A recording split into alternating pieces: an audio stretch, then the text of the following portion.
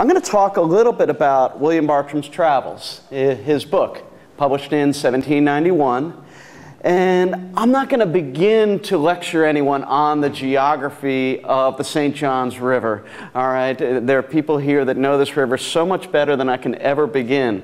But what I can do is take some of the sites and some of the geography and put it within the context of the book. And so this book travels. So you'll get a better sense of, oh, this is why this place matters. And, well, Putnam County has a claim to, I think, world literary culture in William Bartram's travels. Yay! Okay, give yourself a round of applause. Yeah. And that is, if you go up to Philadelphia, and I said this the other day, if you go up to Philadelphia, I think it's on Cherry Street, the Historical Society of Pennsylvania, there you'll find encased in 3 boxes the original manuscript that William Bartram wrote for his book. Probably finished, the manuscript was probably finished in around 1783. They come in these gorgeous little foam slip cases. You really should do yourself the favor and go and looking at the book in Bartram's own hand. And what you'll find is that the book, the manuscript, actually begins around where Spalding's lower store is today. The manuscript actually was written during a fall that after a fall that William Bartram had taken from a cypress tree, gathering seeds or nuts, as he called them, and he was recovering. He was a horticulturalist by trade in Philadelphia. The Revolutionary War, what did the war do if you were a practicing horticulturalist with a market in England? What happened? Yeah, no business. So what do? You write a book. And you're hurt, your business is down, you write a book. And I think a lot of the irregularities in travels can be explained that way. He wasn't there on the site scribbling things out. But where does he begin but at around Spalding's lower store? And it begins much more as a spiritual autobiography. And Bartram was a Quaker, of course. And in fact, actually, as the book went over time, some of the more radical Quakerism got toned out. It was a little too extreme. But it begins as an almost religious meditation, a spiritual meditation. Here's how the manuscript begins. It's on page 65 of this book. At the reanimated appearance of the rising sun, nature again revives, and I obey the cheerful, it's hard to read here, I obey the cheerful summons of the gentle monitors of the meads and groves. Ye vigilant and faithful servants of the Most High! Exclamation point. Ye who worship the Creator, morning, noon, and eve in simplicity of heart, I haste to join the universal anthem. My heart and voice unite with yours in sincere homage to the great Creator, the universal sovereign. And so it begins as a much more spiritual work. And then over time, actually, the natural history information gets tipped in. How many people have gotten frustrated maybe when you try and read travels? It's like being with a 15-year-old who's just learning how to drive stick. All of a sudden you're like, the voice changes. And that is because we go from this effusive, religious, poetic meditation all of a sudden to the strictly scientific. And actually you can see in the original manuscript where the scientific got tipped in. My friend Nancy Hoffman in our book, William Bartram, The Search of Nature's Design, does a brilliant job explaining that whole process. But what I wanted to say about travels is that it's a story. And the book itself, the chapters that I think you definitely need to read, your homework, if you will, is part 2 and then chapters 4 and 5. I am going to ask you to cross the line into Volusia County. All right, you have to go all the way upriver. Charlotte would also say we have to go over to Gainesville. But I'm just going to say, I'm going to let you off the hook. I'll be the easy grader. And I'll say all you have to do is go up to Volusia County. And it is definitely telling a story of the St. John's. But it can be hard to piece together sometime because these 2 chapters in Travels, Part 2, Chapter 4 and 5, are taking several journeys up and down the river. And they're telescoping them into one narrative. William Bartram was there in 1765, 66 with his father. It was winter. How would that be for seed gathering? Not good, right? I'm not a botanist, but I'll guess that the botanizing was not very good in January. Yeah, kind of hard to discern a plant. And so in 1765-66 with his father, he lived on the St. John's for a while after his father was there. He might have even made a couple of stealth trips to St. Augustine. We don't know. There's a sort of fuzzy period in the 1770s. We don't really know where was Billy? Everyone was asking. And then in 1774, he traveled up the river in spring and then also in July. And so he took these multiple journeys and telescoped them into one journey. So it's a story. And what is this story? I'm going to give you a plot line, and I think this will make reading the book a little bit easier for you if you begin to think of it as a story. And that is, Guy goes out into nature. He's all alone. He becomes solitary. All right, what's it like to be on the Upper St. John's when you're all alone in July? Alligators, squalls. Comforting, or what's that? You get religion. You get religion. Yes, yes.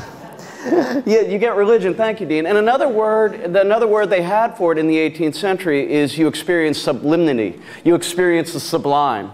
And the sublime, as I always say to my students, sublime is big nature, little person. And Bartram went from little person, big nature. Okay? And so let's just say he got the bejesus scared out of him. All right? And once that had happened, then he comes back with the scientific discoveries. It's also, by the way, those that are film buffs, how many have seen The Life Aquatic, the Wes Anderson movie? It's the same story, and you'll see it again and again and again. Guy goes out into the wilderness, has sublime experience, comes back with natural treasures, presents them to science. And one of the things that I would point out to you is that this is a story or a narrative or a plot line that Billy actually crafted. So at some point, he is around Spalding's upper store in Astor. It's on page 113 in here. Let me see if I can find it. And he is with his companion. And we know that Bartram probably had a trader going with him all the way up the river. But he has this moment in which his Indian companion leaves him all alone. And it happens at a really, really poetic moment. This is the start of chapter 5. At the upper end of the bluff is a fine orange grove. I think he is about Spalding's upper store. Like I said, Sam, we got to cross the county line here. Okay, but just for a minute.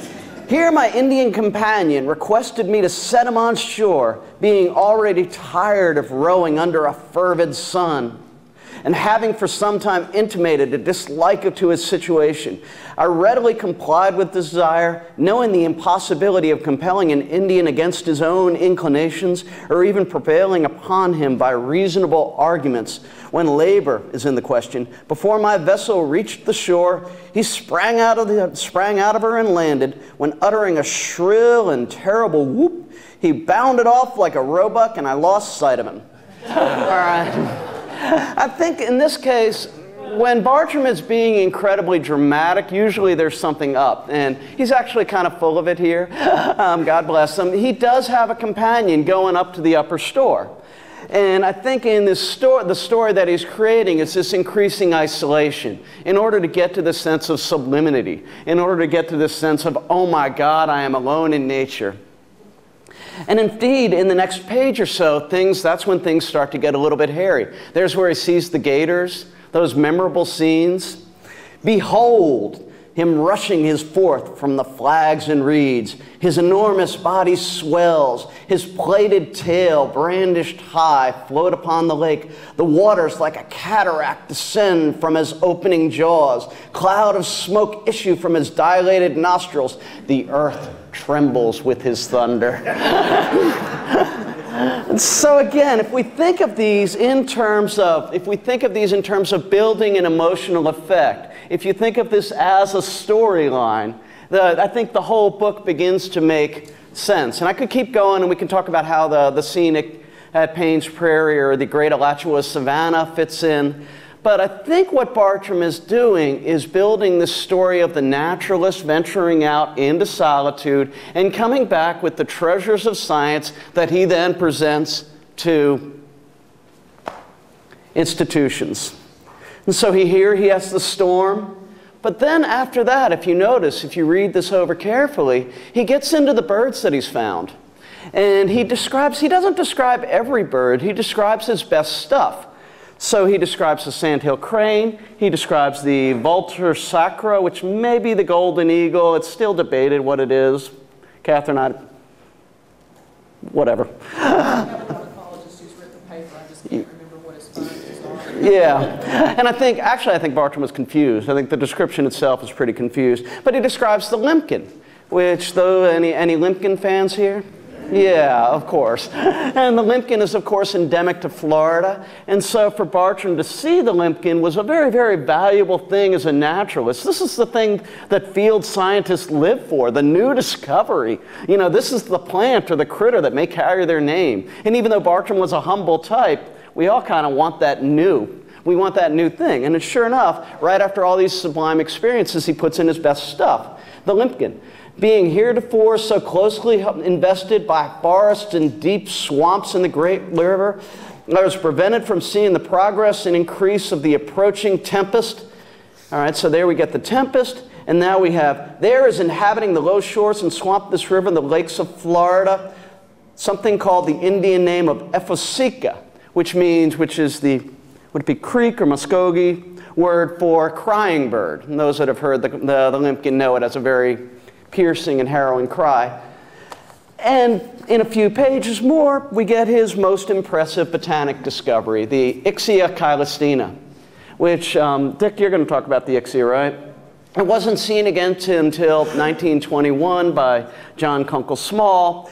And the weird thing about the description of the Ixia is that it's probably one of his most impressive botanic finds. It was an amazing, yes. From Tinsall. Oh yeah, whatever.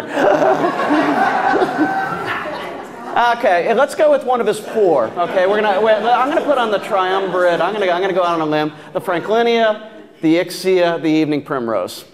Although the evening primrose is kind of a ditch plant.